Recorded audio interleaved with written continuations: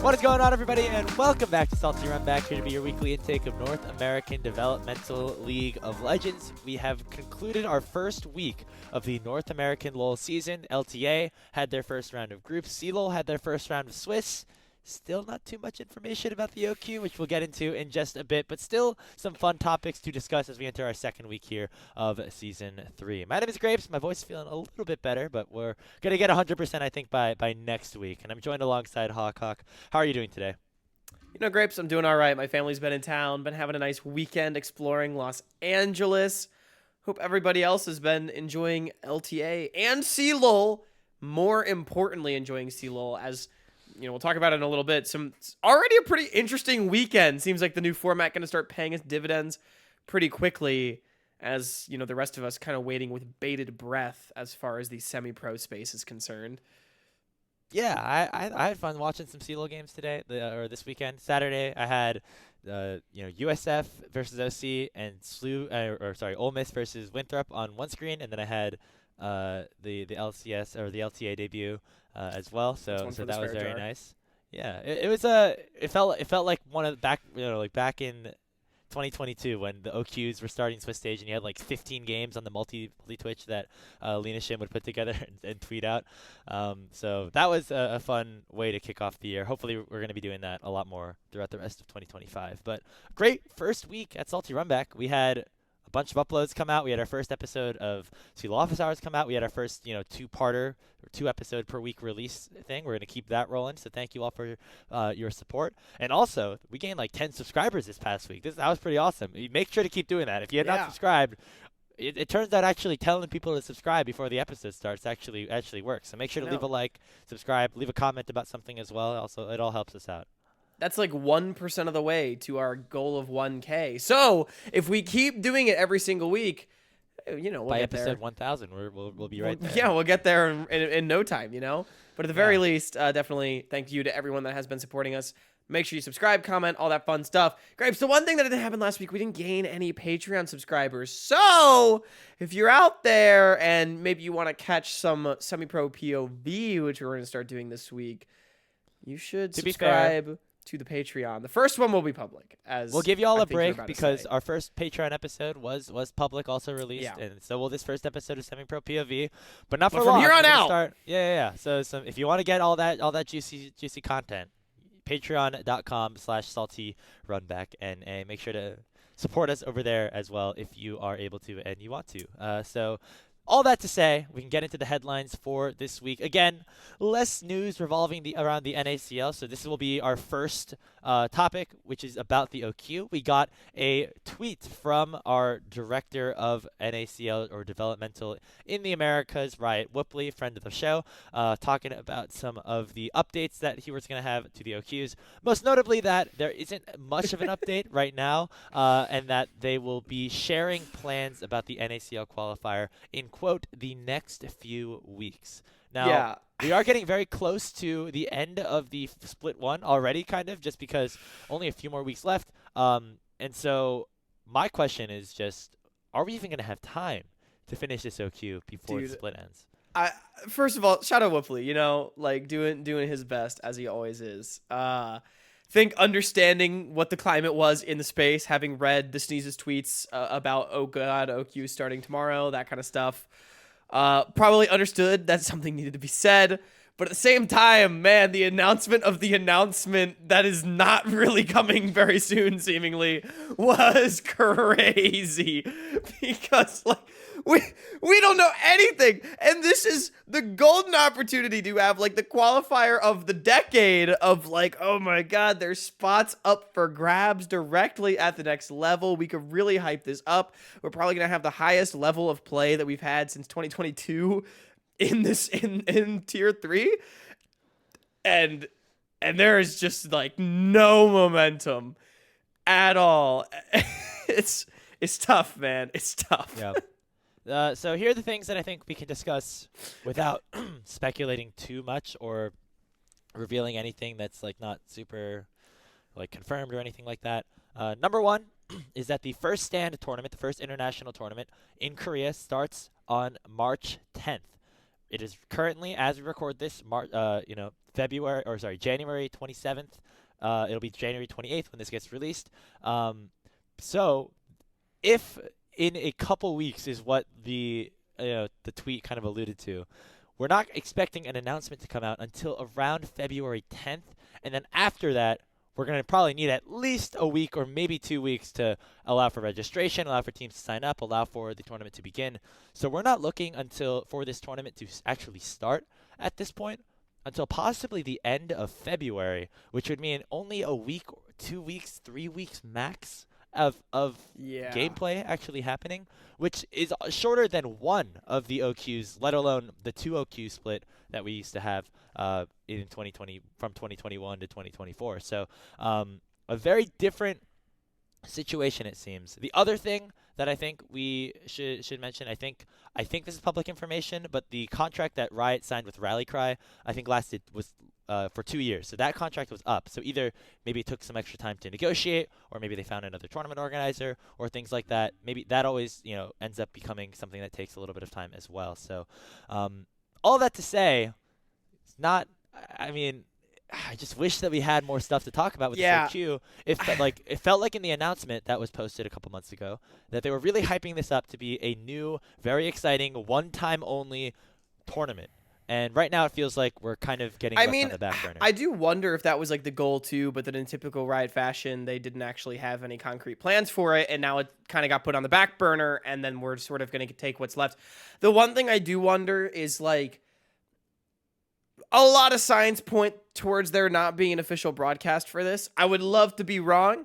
If any tournament organizer out there has signed a contract, I know this really great production company run by 2 very dedicated dudes that would love to be in charge of that for you. We don't even need to cast it. We'll just run it. At least for me, I don't need to cast it. But regardless, a lot of signs point towards there not being an official broadcast. So I do wonder if for that reason Riot would maybe run it during first stand, or at least partially, and not feel the need to not stack those tournaments. You know what I mean? Which wouldn't be entirely surprising. I mean, realistically, you only need 2 or 3 weeks to run a tournament like this if you're efficient about it, right?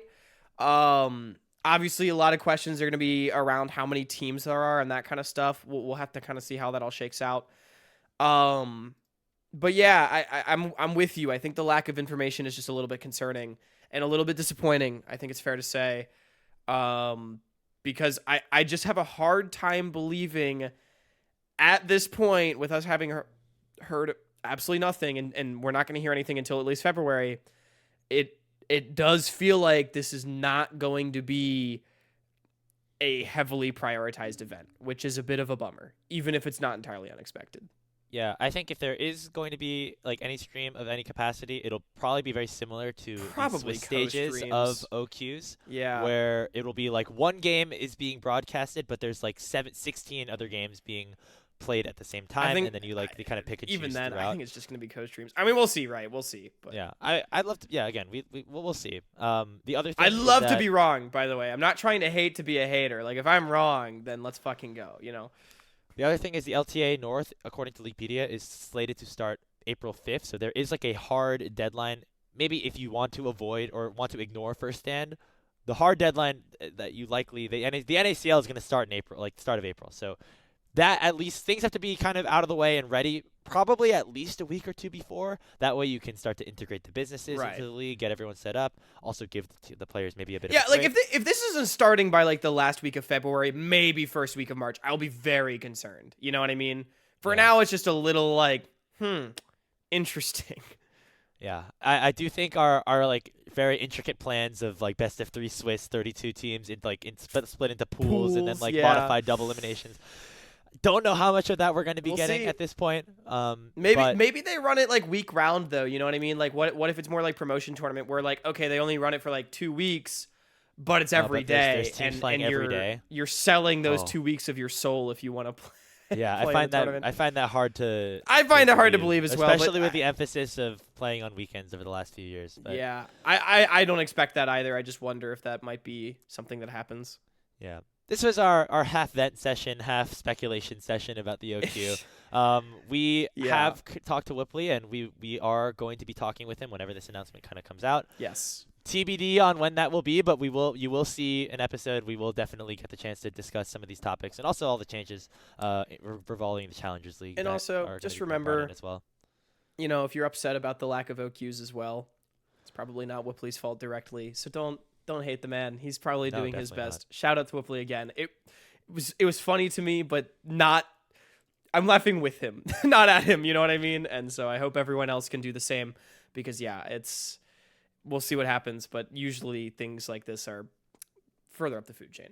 So. Yeah. All right, that's our OQ talk out of the way. We could dive into the games that actually did happen this week with the CLOL opening weekend kickoff. First round of Swiss, first round of group stages in some of the partner conferences, and the biggest matchup of the weekend was Winthrop University versus Ole Miss. According to CLOLHub, top rankings, the number 2 seed versus the number 4 seed in terms of the national poll. And it was the Eagles, the lower seed, or lower ranked team according to metrics, but maybe not according to them, beating Ole Miss 2-1. Another thing to note is the day before this matchup, it was announced that Only 35, a support from Turkey that recently was playing the fall season at Weber State University, has joined the Winthrop Eagles and will be playing with them both in CLOL and NACL. And he looked very good against Ole Miss. Question for you. Is Winthrop with Only 35 a true CLOL contender? So hard to say, man, because I want what I'm about to say to not take away from Winthrop's win at all. But I will say Winthrop still with 4 out of 5 of the same players that they have now played with for the better part of 3 years. I think it is fair to say that the expectation is they will come out the gate hotter than a team like, say, Ole Miss that is still sort of trying to slot in Kiel. We're not sure where Srtty's going to fit into the puzzle, right? And they were still also just playing with the Sila. So I think it is fair to expect that Winthrop maybe would come out the gate a little bit hotter compared to where standings might shake out. But I mean, I will say to answer the question and give Winthrop some props, I think this team should always be a CLOL contender, right? Whether or not you put them on the same tier as Maryville is one thing, and I think, that's a separate discussion. But, I had them power ranked 4th coming into the season, and I feel very strongly about that. They are definitely a cut above, I think, still ISU, who is number 5, and Winthrop is probably going to go up to number 3 this week, if I had to guess. So, they're still absolutely in that conversation. And I think that should be where the conversation is, especially, whether or not Only 35 gets them there. I think Mobility has had an amazing 3 months or so for his stock. I had literally been saying, I feel like, that I had failed to see him kind of take a leap with his play in a year or so, right? Where he's on that upper echelon, but hadn't started popping off. And then all of a sudden, promotion tournament happens. Then Saito happens, and he's smurfing on kids both times. And then now immediately has a great series against Shogo. I think that kind of stuff is really going to be the determining factor as to whether or not Winthrop can actually win a CLOL title. Yeah, I think you bring up a very good point in the fact that, A, they've been playing together for 3 years. This is their 3rd year playing together now at this point, with 4 of the 5 at the very least. And number 2, Winthrop, for the last few years, has always started off the season very hot. You remember every spring in the OQs, right, they always look very good. They won all the fall tournaments last year. They made it to the NACLQ finals last year. And even in the fall tournaments last year, right, they were sort of the roster that had stuck together, whereas we had this new look Maryville, new look SLU. SLU was doing really well. So even then, right, I think it's unfair to necessarily say, oh, Winthrop started hot and then cooled off or whatever. It's well, maybe they just started hot because they had stayed together the longest and then everyone else caught up. And everyone else caught up, exactly. Right. So which I think it just is a better outlook for Winthrop. So yeah. However, I do think that this team is better than it was last year. Because I think that Only 35 coming in could definitely be an upgrade over Chookies. I think that he looked very good. This guy was playing in ERLs, EU Masters. He was at MSI a few years ago. I think Chookies is a great player. However, if maybe this guy coming in with a lot of other experience in other international events could potentially help this team out, either from inside the game or outside the game. And I agree with what you said as well. That Mobility, I think, has actually perhaps become the best Right. player on this Winthrop team over the last couple I of think months. he's become the carry he needs to be, or at least is becoming the carry he needs to Yeah. be, which is a And really good sign. And I think we said this. I think I said this either last week on this show or on CLOL's office hours, but I'll say it here again. If mobility continues this trajectory over Yes. the last few months, where he was, on this promotion or on this team on AOE, that he carried them through the promotion tournament. He then was named a Saido finalist, and will be going to the boot camp in Korea this spring. If he keeps things up on this trajectory, he could very well be in the LTA like in the next year or so. If he's like that's how fast he's been improving and how good he has been. And I think in terms of CLOL contenders, the three that I had in my head, 3.5 CLOL contenders, and Winthrop was the half. It was Ole Miss, UST, and Maryville. Maryville the clear favorites, and then I had like UST and Ole Miss kind of in this tier, in their tier right below, and then maybe Winthrop right below them, just in terms of pure roster strength. But if they keep things up, and if the bot lane is kind of really going, I could have him above Ole Miss even with Srtty. It's so interesting how you rated them, because I think I would have had 3 CLOL contenders, but 2 of them are halves, right? With UST and Maryville kind of in the top tier. I think I have Ole Miss just a little bit lower than you, which maybe makes this one not quite as surprising. But regardless, I did still have Ole Miss higher than Winthrop at the very least. And yeah, this is a big win. I think a lot of questions still for how this Ole Miss team is going to gel. I do think they have the most work to do out of all of like the theoretical contenders. I think it's totally fair to say, with just like a mid jungle that we really don't know what we're going to expect out of them. Especially, I think CLOL, who we've not really seen too much out of just in general, good or bad. We just have not seen much from him since his MVP campaign over a year ago, right? So I remember he was retired until he right. No, exactly. Again, yeah. So I think that's one of the big question marks. And then for Winthrop, I think as far as being a CLOL contender, just to go back to the mobility point one more time before we move on, I think we had seen them sort of struggle to have that like big carry that they could rely on in the clutch moments. I think Denethor was that guy, and still absolutely is. Like, he was kind of the guy with the clutch gene, but it felt like the rest of the team didn't really have it. But I really want to emphasize again, I think specifically to promotion tournament for mobility, he shut a lot of people up, man. I said going in, him and Breezy could have been the best bot lane in that tournament, and they absolutely were. And mobility was a huge part of that. AoE defending their spot, like, so much of the credit goes towards him, and then also Srtty, which was a little unexpected. But yeah. So I'm with you on like, I think if he can be the carry that he needs to be for Winthrop, this team is really, really dangerous. And so I think that is the biggest takeaway that I have, even though it's only 1 week into the season. Yeah, I think that they have absolutely set themselves into that top 4, and then the question is how much further up can they go at this point. So we're not worried about ISU passing them. That's what I'm hearing. Well, not yet. Not and yet. Again, if they like beat Maryville in a few weeks, we'll have that conversation. Fair, yeah. But maybe Fatacan is just better than mobility. We don't know. ISU played the 32 seed in East this week, so that's not. There's nothing that we could take away from that game. I don't know if you saw, but Maryville actually role swapped throughout their entire CLOL first round. I did see that there was a Warwick top played by Shimmer. Yep.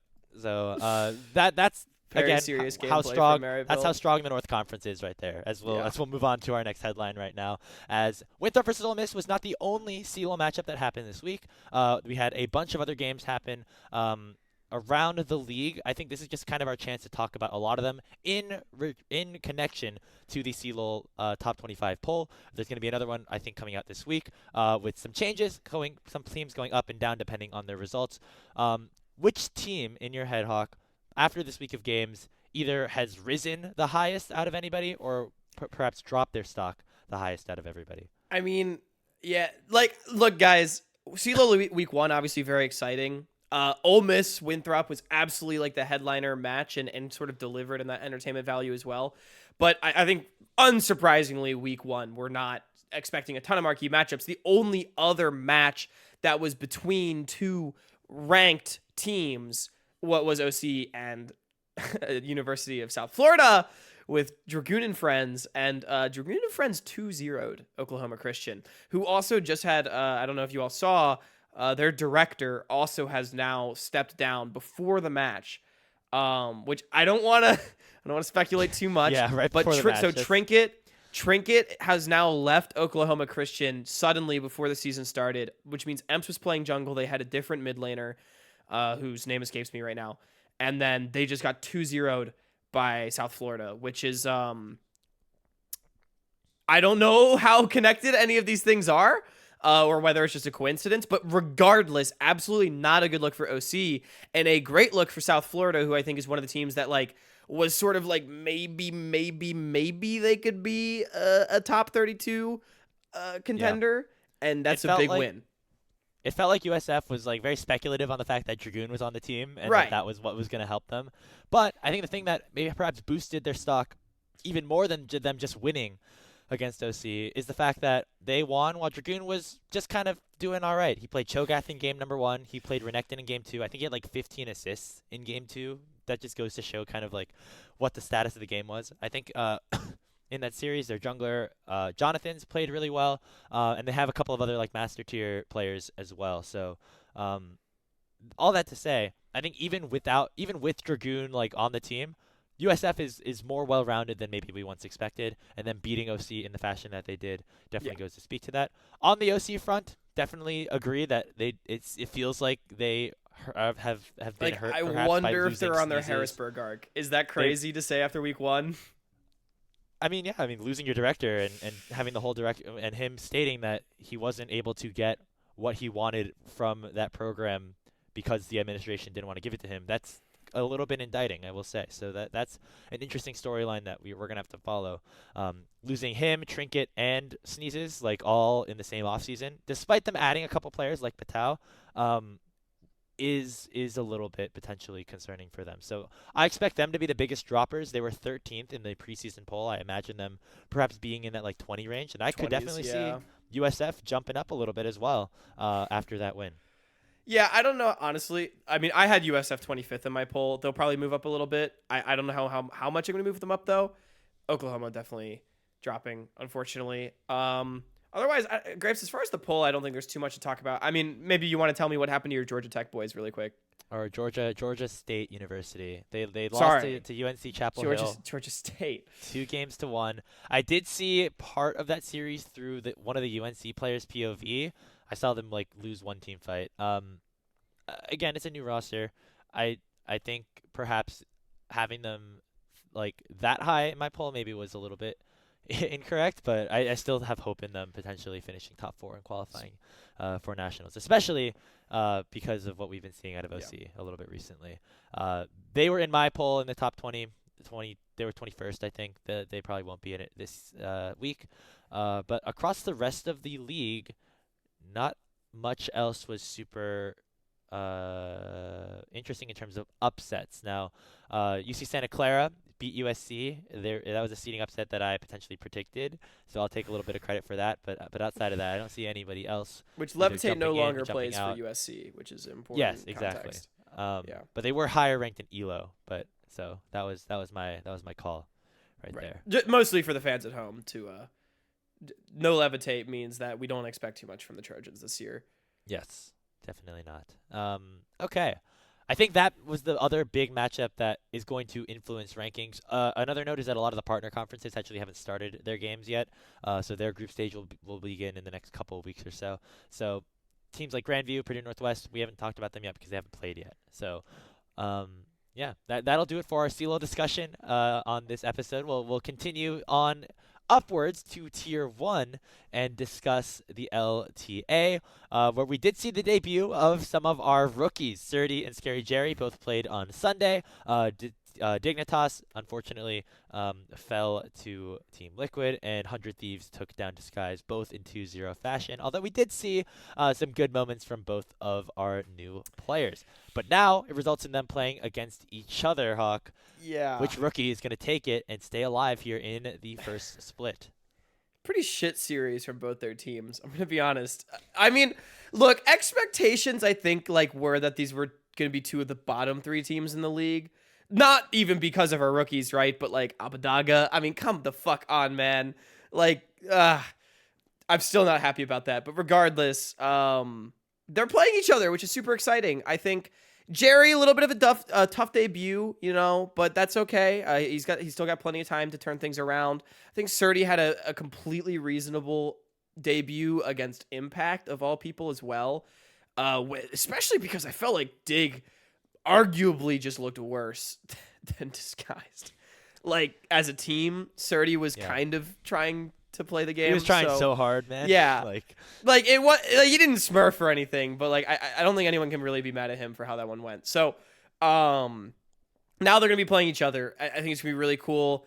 I'm excited to see these guys play against each other, especially because I mean at the end of the day, like they both were playing two teams that we expect to be upper echelon, right? Like Srtty was debuting against Impact and Jerry's against FBI. Like these are two guys that have played on some of the biggest stages multiple times. So I think now, against respectively to the two of them going against teams that are supposed to be lower in the power rankings, maybe going to give them some more opportunity to shine. And I think for whoever does pick up a big win as well, Grapes, perhaps the opportunity to build a lot of confidence as well, which I think is excellent. Yeah. I think both series were very, very funny to watch. I think ScaryJerry, did he get a kill? He got one kill at the very end of game 2 or something like that. Yeah, I remember he went it was 0, really 0, not 0 in game 1. It was not great. It was yeah.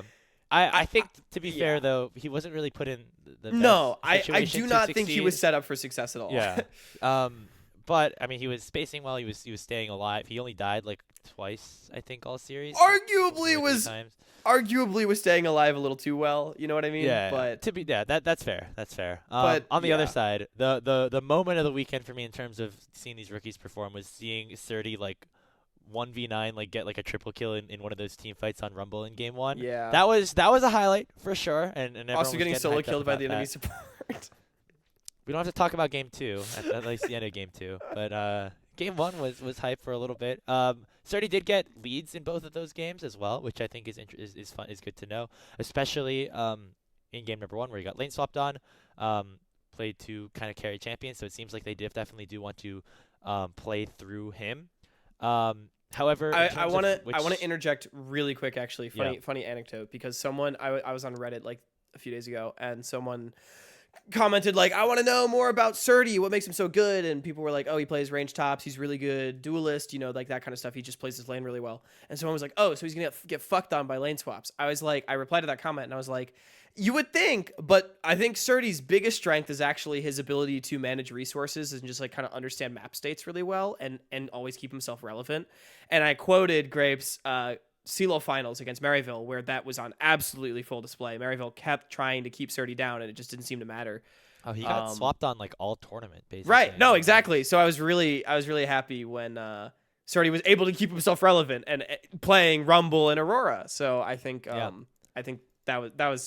felt nice. So that's a transferable skill set for him. Definitely. So in terms of who had the better games or better series, I think we have to go Srtty just because of he had more than one kill, unfortunately. But in terms of which team I think is going to have better success when they play against each other, I think I'm just going to have to give it to Disguised because of the fact that Dig is not running a full roster of their players. They're playing with Lyra, who has not played pro in 5 years, whereas Disguised is playing with their full roster. I think that is a big enough difference to have me favor them. Lyra having to play for this Dig team has to be elder abuse.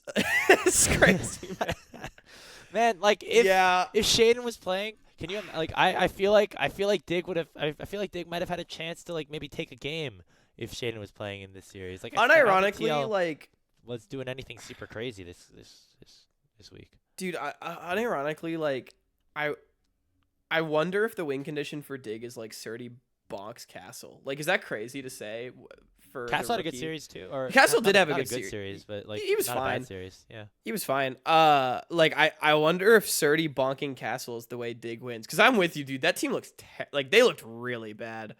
I think Disguised, has a little at bit least more had to good play early around. game planning with Exu. Right. Exu had a good like first 10 minutes. And then it's like, guys, maybe we don't like set up our rookie AD carry horrendously, and maybe he'll do something, So I still am holding out some hope for Jerry to kind of turn things around for himself. It's just one best of 3, I think I'm with you. I think this guys can win, but we'll see if Srtty bonks Castle.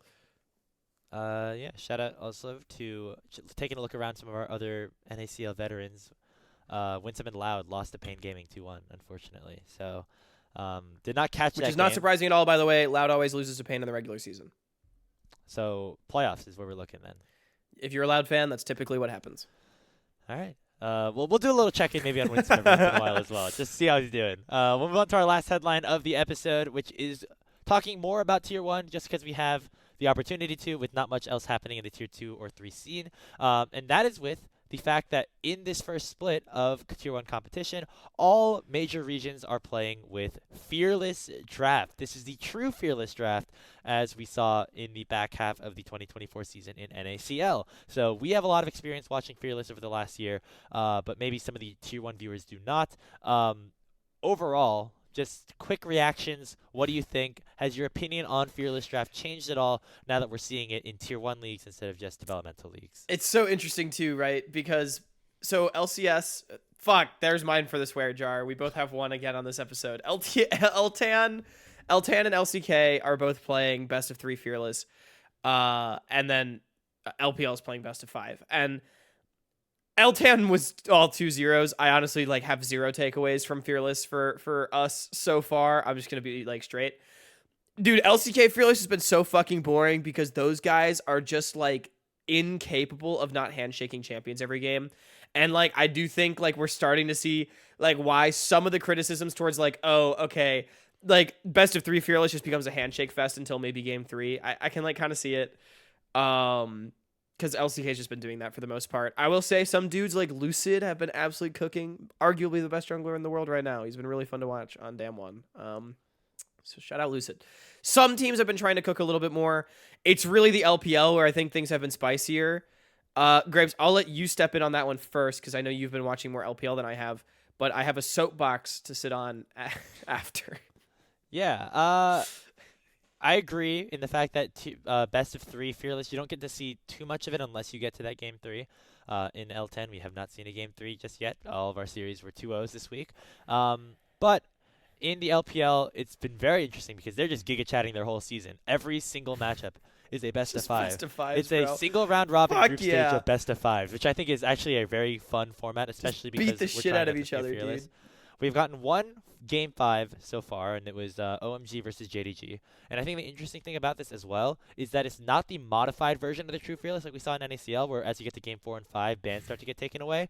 There is full 10 It's bans just every single game. Fearless draft. So in game 5 between OMG and JDG, there were 60 champions that could not be played by either team, which resulted in us having a Mordekaiser, a Lucian Nami lane, a Karma, a Pantheon jungle, all in the same game. So if you like that, that is definitely really fun. My take on Fearless at this point is that it is a entertainment-focused product where you get to see new champions and players on new teams or players on new things every game, which I think is very cool. I do think, though, that it is in its good spot right now where you can get it just in this first split of competition, and then for MSI and Worlds and the splits before it, you are playing the more normal format. I definitely am inclined to agree. I think whether or not this is the future of competitive League of Legends is very much up for debate, and I'm not willing to die on that hill at all. So, yeah, I would agree with you there. But dude, I've got to say, it is so fucking fun, and I think there have been a lot of discussions about Fearless Draft lowers game quality. I just want to see the best players in the world and the best champions, or whatever. Guys, I think it's absolutely fine to make entertainment-focused decisions because this is an entertainment product, and I think most people do not care about game quality as much as, League Twitter thinks. You know what I mean? That's, why I also got pissed off at, Worlds should be top 6 from LCK and LPL, and then NA and EU, we should get 1 seed. I'm that's not the fucking point. You know what I mean? Even though, yes, that would be the highest quality games. It's at the end of the day, people want to see entertaining games, right? With some of the best players in the world from all over the world doing different stuff, right? And I think that kind of goes into this Fearless discussion. Like, I know I had a conversation on Twitter with Shibby about the Shy picking Karma in game 2 against IG, right? And it's like, yes, the Fearless draft does incentivize to pick Doinby's Karma away. I absolutely can see that point. But also, like, I don't think Fearless draft makes the Shy pick Karma there and sandbag that fucking game. You know? Like, the Shy inted, dude. Like, that was objectively a terrible idea. You cannot blame Fearless draft for that, for the Shy being a fucking dipshit. You know what I mean? And so I do think that is like my one pushback I have against some of the Fearless draft deniers, if you will. Yeah. I do think ultimately the entertainment value that you get, especially in the best of fives, does outweigh that perceived like lowered game quality, at least for, like you said, maybe on a limited format like we're seeing. Yeah, I think having it in split one is great. However, right now, World Finals, I want it to still be. There's something beautiful about the chess and we match of really got to see like a picking up good best pocket of five picks. specifically in this last World Finals too. That kind of Yeah. put that on full display. You know, Exactly. like So, Faker got Silas. That shit was crazy. Yeah. or watching FlyQuest versus Gen G with Inspired whipping out stuff, and you know, in a Fearless draft, Inspired picks Nunu once, and then they win, and then Gen G doesn't have to think about it for the rest of the Dare I series. And say- I think there's something about that I dislike, and I would like to have the traditional draft format for. Dare I say, Fearless Draft is helping to solve a problem, but ultimately not solving a problem that does still ultimately lie with the teams. And honestly, it's kind of exposing them. Again, like I said, a lot of the LCK teams have still been boring as fuck in Fearless. And I get it, it's only best of threes, right? But like, at the end of the day, if teams aren't going to innovate, that's on the teams, you know? And that's just how it is. Because we have, I think to your point, Grapes, like teams like FlyQuest or a lot of the LPL teams, they're going to cook if they're going to cook, you know? And so Fearless Draft encourages that behavior, but ultimately does not force it, nor does it put the teams in a situation where they necessarily need to. So just kind of is what it is. All that to say, very excited to see potentially a BLG versus T1 5-game Fearless. Like that will be awesome in a few BLG's months, still cruising hopefully. for sure, So, man. Holy.